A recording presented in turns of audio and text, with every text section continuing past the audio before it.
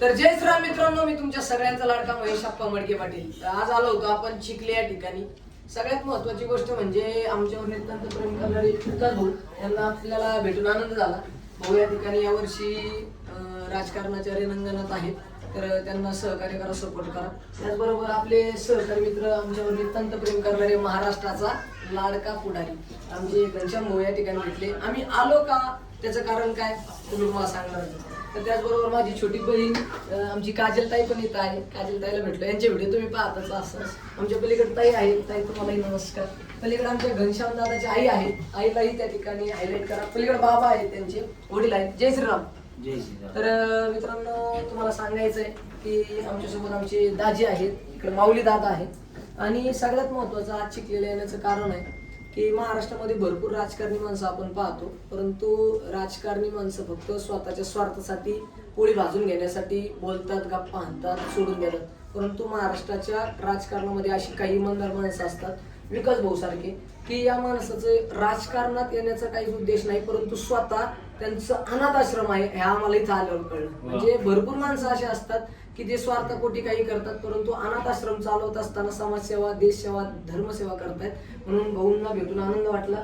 आणि आज आपण येण्याचं कारण इथं तुम्ही केक पाहताय, याचं कारण आहे की आमच्या महाराष्ट्राच्या लाडक्या पुढाऱ्याचा आज आहे अभिषेक सोहळा. तर आपण माऊलींना विनंती करू की माऊलींनी त्यांना ऐश्वर्य तर भरपूर दिले, पैसे त्यांच्याकडे महावत नाही, पैसे भरपूर आहेत, परंतु माऊलींनी त्यांना उदंड आयुष्य द्यावं, चांगलं आयुष्य द्यावं. देव, देश, धर्माची, ज्या आईच्या गर्भामध्ये 9 दिवस 9 महिने राहिले त्या आईची, ज्या बापानं तळ हाताच्या फोडाप्रमाणे सांभाळलं त्या बापाची सेवा त्यांच्याकडून घडावी. आणि असंच महाराष्ट्राच्या राजकारणावर त्यांचं छोटंसं असणारं जे स्वरूप आहे. असं म्हणतात की मूर्ती लहान पण कीर्ती महान. जिथं छोटा पुढारी घुसला तिथं खेळ खलास झाला. तर साहेब, तुम्हाला वाढदिवसाच्या खूप खूप शुभेच्छा. तुम्हाला कसं वाटतंय आज आम्ही आलोय तुमच्यासाठी?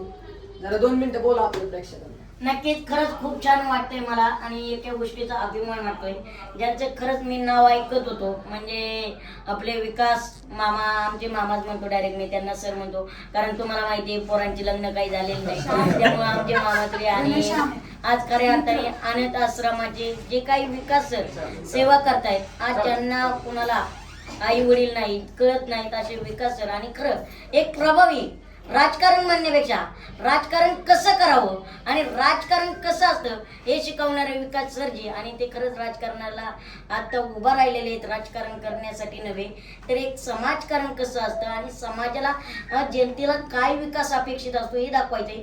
विकास सरांच्या नावात तर विकास आहे. तुम्हाला सर्वांना एकच सांगतोय, तुम्हाला खरंच मला कुणाला बोलायचं नाही, मला कुणावरती टीका करायची नाही, पण येणाऱ्या 5 वर्षात जर विकास नावाच्या माणसात जर विकास करायची कशी क्षमता असेल तर तुम्हाला संधी द्यावा लागेल.